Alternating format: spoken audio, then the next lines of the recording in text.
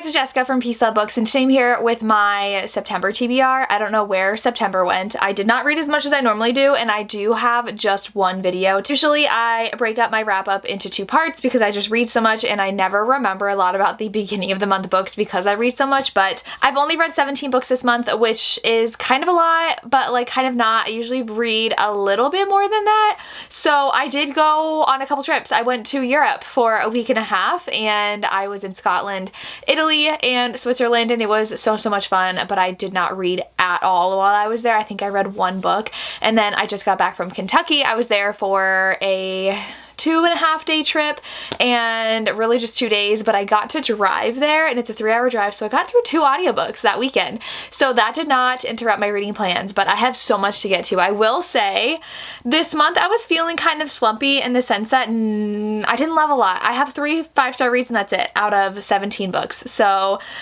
we'll go ahead and get to the books. So the first book I listened to, I actually flew through these. I love coloring and listening to audiobooks. It's one of my new favorite things to do, and I just am obsessed with it, and I kind of want to do it a little bit tonight, but I usually only do it the nights my sister works. Otherwise, we do catch up on TV together, so she actually does not work tonight, so I'll have to spend time with her instead of close myself in my room and listen to audiobooks. But I did listen to the audiobook of The Body in the Bookstore by Ellie Alexander. This is her new series. She like surprise released 2 books, and I think her 3rd book actually comes out soon if it hasn't already released in the series. But this one I did give 3.5 stars. I did round up to 4 on Goodreads, but this is a cozy mystery, and I do like her Bake Shop mystery series better, so I read Meet Your Baker and I give that 5 stars. So her new series is not as cozy as that series, but this one is like a mystery thriller bookstore, and they put on this festival of like a mystery thriller festival, which is kind of funny because Ellie Alexander puts on her own cozy mystery festival in Oregon. So there just so happens to be a body that shows up in this little like secret room in the bookstore, like the bookcase opens, and they're doing this kind of, I think like a scavenger hunt with their attendees, and they're like, oh wow, that body looks so real, and she's like, cause it is. So they're trying to figure out who did it, and it's good. I just feel like it's a lot of talking to people, going from point A to point B to point C, and like that's it. We're just kind of following her around. It didn't have as much of a sense of like cozy town vibes that I really want from a cozy mystery. So this series is just okay. I read the 2nd book too, and I feel like I'm kind of giving it the same rating. Like I'll passively listen to it and it's fun, but it just doesn't have all the cozy mystery elements that I love in other cozy mysteries that I've read. So it's nice, and that's all I'll say about this one. So kind of wanted more from this and the next one, but that's okay.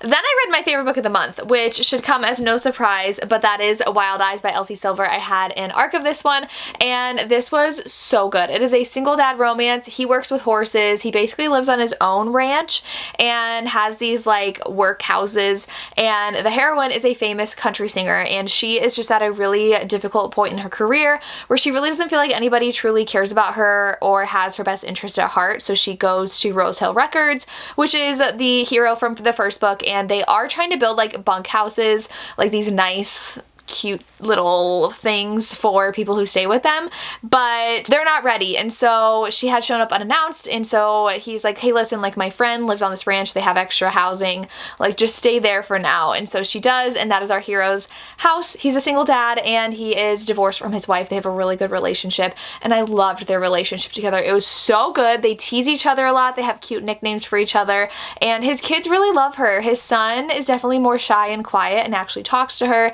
His daughter is hilarious, and he like helps run the soccer team. He's got his dad's bowling league, and it's just amazing. I really love their insecurities and how they weren't 100% happy with their lives, because she feels like she can come to a point where like no one cares about her, like what is her point, because she's in the limelight so much. And then he is also like, he needs people to thrive, and sometimes he's alone. His kids go to his wife's house, and he's like, I don't know what to do with myself. So I love this book so much. 5 stars. So good. This whole series is just amazing. I'm obsessed. Please read it. Then I did read an arc of Wickedly Yours by Jennifer Chipman. This one I gave 4 stars. I didn't love it as much as I loved Spookily Yours, but they're both really good fun fall reads. So this is the sister from Spookily Yours. Spookily Yours, she's a witch and she falls in love with a demon. And in this one, he's a demon king, demon prince. He's a demon prince because his dad's still there. So he's a demon prince, and he had actually sent the hero from book 1 to find his betrothed, and he fell in love with her sister. So this girl is like his betrothed, and he needs to marry her. And so then he's like, ugh, I sent my right-hand man to go get her, and he fell in love instead, so I have to go do the job myself. So he shows up, they meet, and they kind of start falling for each other, thinking that they're both just normal people. At least like she doesn't know that he's a prince. And so they had like spent the night together. She's really into him, and then he kind of like disappears for long periods of time, and then he finally has to tell her who he is and why he needs her. And so it is definitely cute. I wanted a little bit more of like an external plot happening beyond the fact that like he just needs to marry her, because as a plot itself I don't think it was strong enough to carry the book. But I did enjoy this book a lot. She kind of abandoned her life back home pretty easily because she owned a bakery and was with her sister. But overall, I do think this is just like a fun paranormal series, and I'm really excited to see what else I can read from this author. Then the only book I read while I was out of town is Temptation Trails by Claire Kingsley. I did have an arc of this. This one is a romantic suspense. I've been meaning to read this series for so long. I believe this is book 3, and this one I gave 4 stars. So this one is a single dad and with a baker. It's really fun how it starts. He discovers an abandoned car in the woods, and when he's trying to figure out who had stolen it, he finds a bracelet from a cold case, and he's like, something is not adding up because this should not be here. It was a ways away from where the crime supposedly happened for that cold case, so now he's trying to open this cold case up, and his son is a teenager, and I think he's either middle school or high school. I don't remember his age, but he's older, and he steals cookies from the local bakery. The heroine is new to town. She's taking over this bakery, and the hero brings his son in, and he's like, he stole your cookies, like, I'm gonna punish him. And the heroine is like, he can work it off, like he'll come to the bakery, he'll work. And it's actually really great for the son. Like he really enjoys being there and baking, so she kind of gets to become friends with his son. And then he instantly is like, oh my gosh, like this woman is so attractive. They were actually supposed to go on a blind date at the beginning of the book that he decides to cancel when I think he finds like that stuff, and he's just like, it doesn't matter, I'm not excited about this date, and cancels on her, sees her in person, and realizes I made the biggest mistake, because it is like instant attraction between them, which is also why I did give it 4 stars. I don't love that kind of like instant, like we really like each other and there's not a lot of fighting in the romance. They get together pretty early on in the book. I would have loved a little bit more tension between them, but this was a really great romance. I really did enjoy the suspense in here as well. I usually don't try to guess in suspense romances, so if I do get something right, I'm pretty disappointed because I don't try to guess. So that means it was pretty obvious who it is, and I did not guess who the villain is in this one, so I really did enjoy that aspect. And we do get a little bit of dangerous situations at the end, which I always love. So this was a really fun romantic suspense. 4 stars. Can't wait to go back to the beginning of the series and read books 1 and 2. Then I did a reread of The Lost Elemental by Tessa Hale because I read this first book like 2 years ago and then never continued the series, and then I read everything else she wrote, so this is the last series I have by her. So I went ahead and reread this on the plane while I was traveling because it is a long plane ride to and from Europe. So this one is about some elementals. So it does feel very different from her other series because this one is more like kind of fantasy and they're all just elementals. So in her other books, I feel like a lot of them are shifters, and this takes place at an academy. So she actually graduates from high school, so it kind of feels new adulty with the college, and everybody who is like 18 or graduates has to go through this ceremony where they have to be tested to see if they're an elemental, because sometimes like in the past they haven't tested and people have like destroyed things because they can't control their powers. They didn't know they had them. And so she's always thought she's human. She gets tested and she's actually like incredibly strong,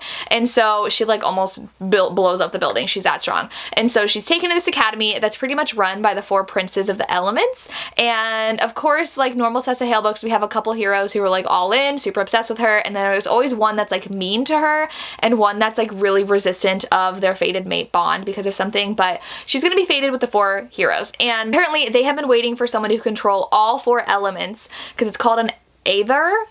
I don't know how to pronounce that, but that person is like destined to be with the princes and like will harness their powers, whatever. And so she is trying to learn if she has all 4, and there's gonna be like a testing to see what exactly you have, and It was really fun. I really liked it, and it's definitely very fast-paced. It's very easy to get into this world. It's very like light fantasy where it's not like super complex. I don't have to learn a whole magic system, and I have fun. So I did give this one again 4 stars. I just really enjoy this world, and I'm excited to continue on finally now that I remember the plot of this book. I need to go read books 2 and 3 before I forget again. And I did a beta read, which I will not chat about. I don't chat about my beta reads. That just means I got to read something early after an author finished a draft, give my feedback, and then it'll be different from the final book. So it's not fair for me to review it.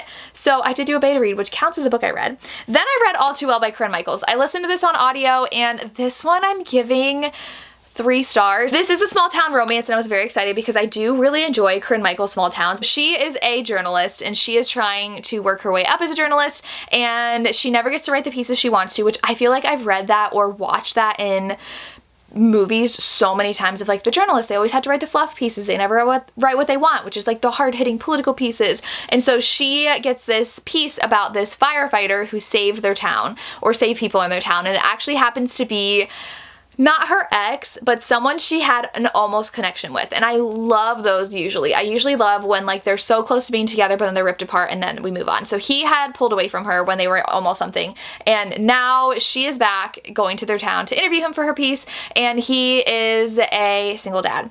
And I do feel like we didn't get to see the daughter like too much. I don't feel like she was like a strong enough of a character to be a child in a book like I usually need in my single parent romances, and I just like was not pulled in by their story. I just listened to it and I was like, well, that was a cute small town romance. It was nothing super exciting for me. And the heroine spends her time in town and she's like, what can I do to make this exciting? And he used to play football and he got injured, so she wants to do like a sports angle, and she's like super excited that he plays a sport, and it's like ultimate frisbee. And then she's like, oh, now I can't write about this, but she's in this town for so long. It just felt like kind of we were dragged through the day-to-day in this town, and I was not excited about the story. So I did give it 3 stars. I was pretty disappointed in this one. I really wanted to love it. I love small town romances. I've read a few in this video like you can see, and I genuinely liked them, and this one was my least favorite of the month, so 3 stars. Then I read a 5-star read, which is also one of my favorites of the month, and that is Close Knit by Kelson Denise Stone. This one is so close to being a tie with Wild Eyes. So this is a knitting influencer soccer player romance, and there's so much mental health talk in here for both of them, because he is a soccer player and he had a really just toxic team. His coach would just berate them and be mean to them and belittle them, and so that's the mentality he's used to as a soccer player. And then a teammate of his who was a friend recorded him in the shower and put it all over the internet. So he just had all these unwelcome comments about him and his body, and he could not escape them. And so he transfers to a team in England, and they actually had a one-night stand, and they had like met at a hotel lobby. She was knitting, he had come home from something and saw her. They started talking, they slept together, and then they didn't think they'd see each other again. And then she moves to the apartment complex that his team lives in because her aunt or mom owns that, and they're like one of the only units in the complex not owned by the soccer team. She moves there because she is trying to say yes. She wants a yes year. She wants to get out of her comfort zone and continue doing her knitting influencing, which I love. I'm a knitter and I'm a huge soccer fan, so this like was made for me. And the hero sees her and he immediately is like, are you following me? Are you stalking me? Like, what are you doing here? And she's like, check yourself. This is not about you. I had no idea you were here. I live here. And so they don't get off really on the right foot after that. And then she kind of gets close with his teammates that are living there because they join her like knitting group, and they like start an impromptu knitting group while watching reality TV. And he's having a really hard time like adjusting and trusting his teammates because he came from such a toxic environment before, and he doesn't want to open up to them, and that affects his playing. And so he is just going through a really hard time mentally.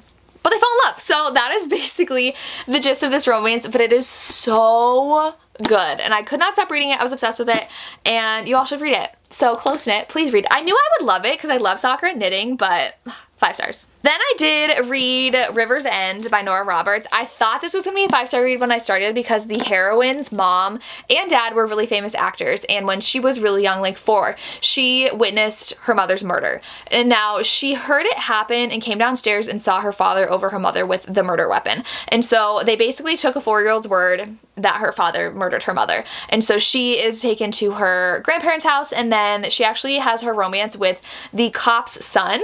So the cop that found her and like helped her through it, she didn't know about her parents' murder after she was taken to her grandparents' house.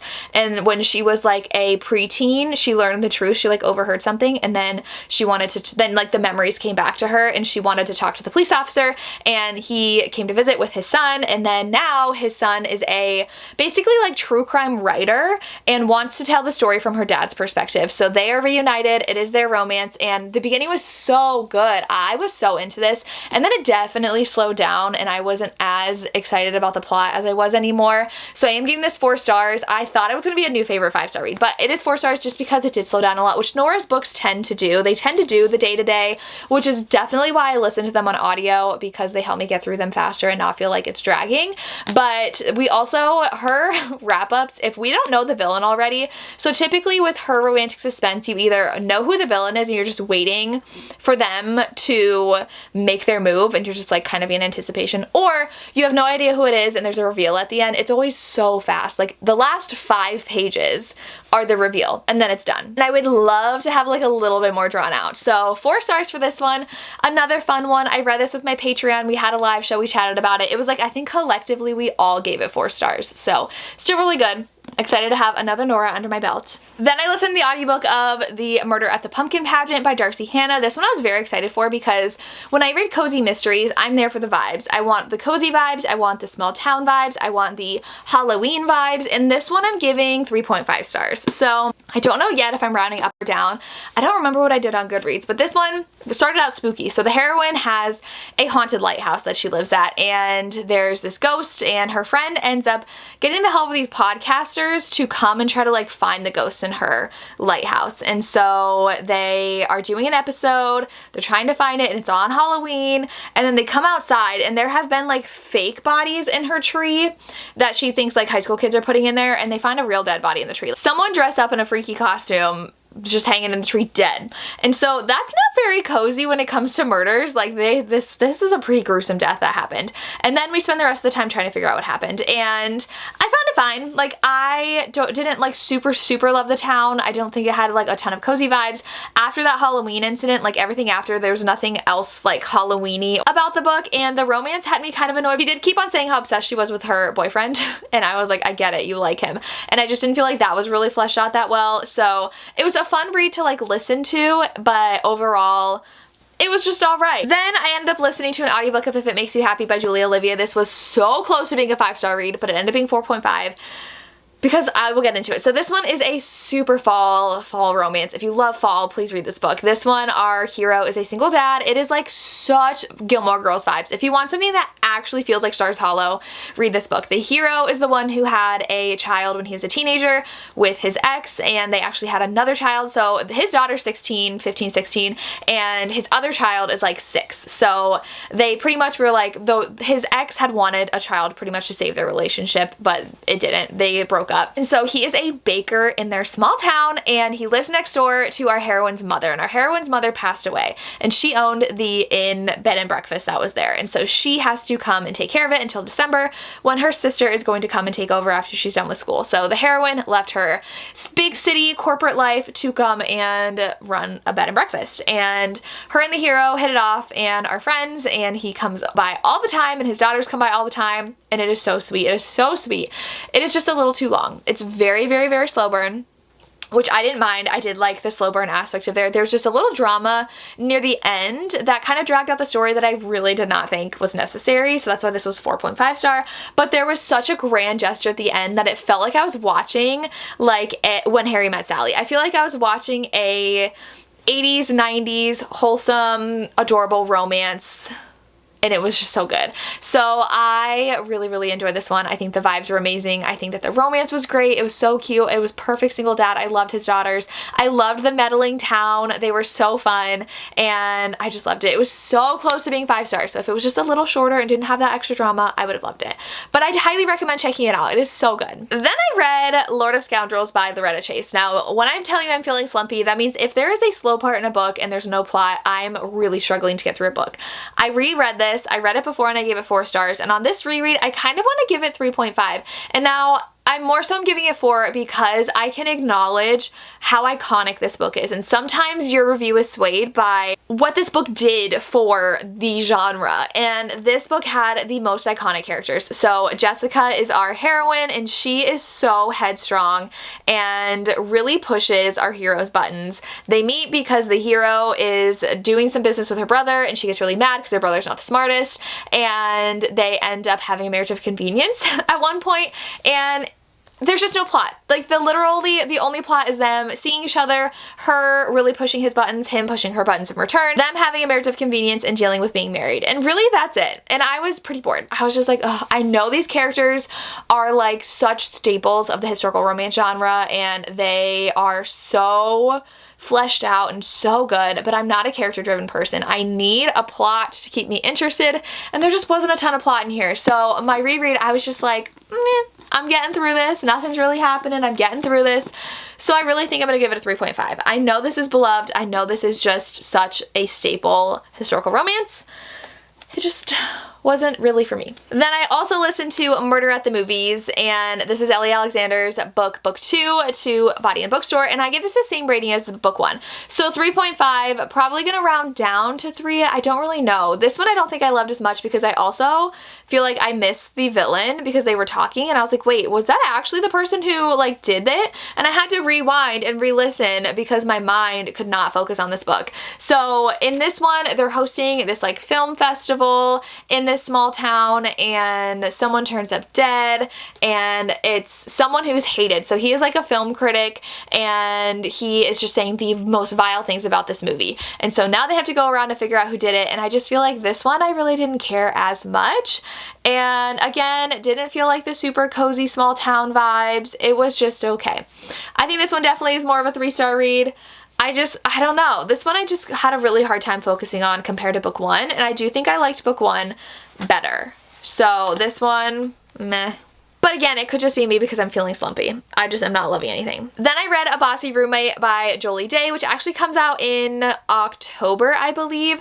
I did read this for work. I did a content poll on it for social media, so I'm not rating this, but this one is a roommates romance. This is a roommates romance where she has to be roommates with her boss and also be his fake wife.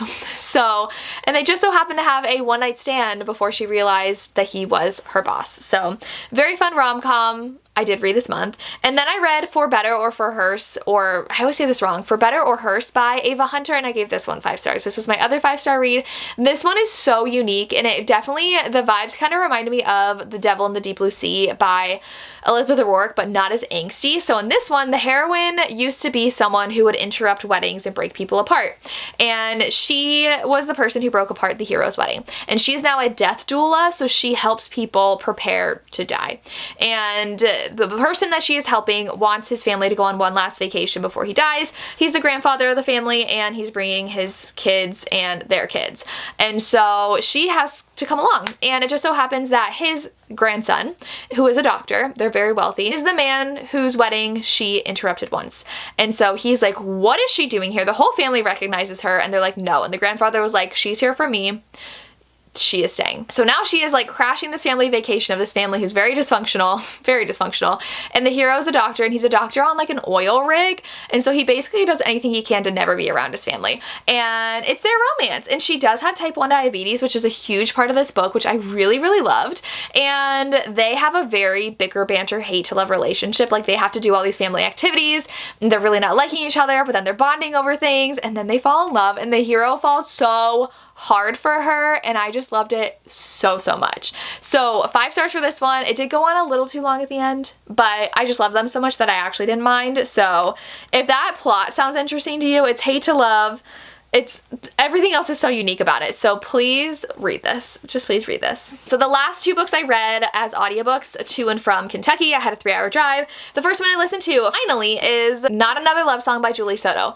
This one I had super high expectations for. Forget Me Not's one of my favorite books, like, of all time that she wrote. And this one I'm giving 4 stars. I didn't love it as much as that one. I feel like she set the bar so high for her books. And this one, it was good. But I will say, like my mood recently, I just kind of lost interest at the second half, and I just didn't love it as much. So this one, she is a violin player, and it starts out with her having to play at a wedding, and she has to play a cello because that's what they requested, and the hero sees her and he's so mean to her. He is a cello player, and he's part of this like famous pop orchestra group thing, and she is a part of a big orchestra in New York, I believe, and he is also part of it. So she is part of the violins and he's part of the cellos, and she is actually offered first chair, and her and the hero have to spend some time together, and they do, and I will say this is like really spicy and I really loved it, and the hero is just very grumpy. He's got a lot of things going on, and she came from nothing and really made a name for herself, and so she is just trying to take every opportunity she can, and it goes from there. And I did really like this. I thought the setting was really fun. I thought the music was so fun. Like, they flirted through their music, and I was like, this is amazing. I'm loving it. But then we just had some conflicts for the second half where I was like, I could take it or leave it. I'm not super invested still. So it's 4 stars. Lost my interest a little towards the end, but I also read this entire book in one day, so maybe that's why. I don't know, but 4 stars, still a really solid romance. It just is not my favorite. And the last book I listened to is Secret Love by Willow Astor, and no one is more sad than I am that I'm giving this book 3 stars. So this is her new book that comes out in about a week, I think, and this is a single dad romance, and the couple just gets together so early, and that is not what I need right now. I'm getting so bored with the ends of books that if they get together, they got together at like 40%. So the heroine is a substitute teacher, and the hero is a single dad, like I said, and he has 3 daughters, I believe. He is divorced, and he sees this woman at the grocery store, and he's like, oh my god, she's so cute. And so they really like each other, and then he hears that his daughter was embarrassed by her teacher, so he goes in and he sees her, the girl from the grocery store, and he's like, oh my god, you're the one who is like making my daughter cry. He just like rips into her, and she's actually the substitute teacher for this horrible teacher, and so she pretty much like tells him off. She's like, listen, that is a horrible thing for someone to do, but I didn't do it. And she helps the daughter who's having trouble reading, and then they quickly fall in love, and it's kind of forbidden, but like it's forbidden for maybe 20% of the book, and then they're together, and the daughters just randomly really want their dad all of a sudden like to be with their mom, even though their mom's dating someone new, and they learn that their dad's dating someone, and so that kind of felt like a forced kind of conflict. And then the rest, they're just happy and in love and dealing with external conflict, and I don't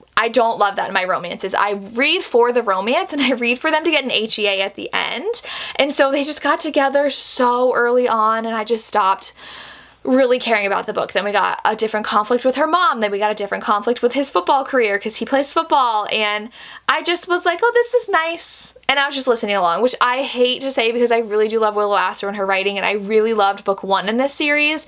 This one was just not for me. So if you do not mind a couple getting together early and you really do like that setup, I'd highly recommend reading this. It just was not the kind of stuff that I like to read. And that is my wrap up. That is why I don't do a whole wrap up at the end of months, because it always takes so long. But I hope you enjoyed the video. Let me know what you thought of these books, if you've read them, or what your favorite book of the month is. I would love to hear. And if you made it this far, leave me a bear emoji for Wild Eyes. If you've read the book, you know exactly why I'm asking you to leave me a bear, but leave me a bear emoji, and that's all I have. As always, thanks so much for watching, and have a good day. Bye.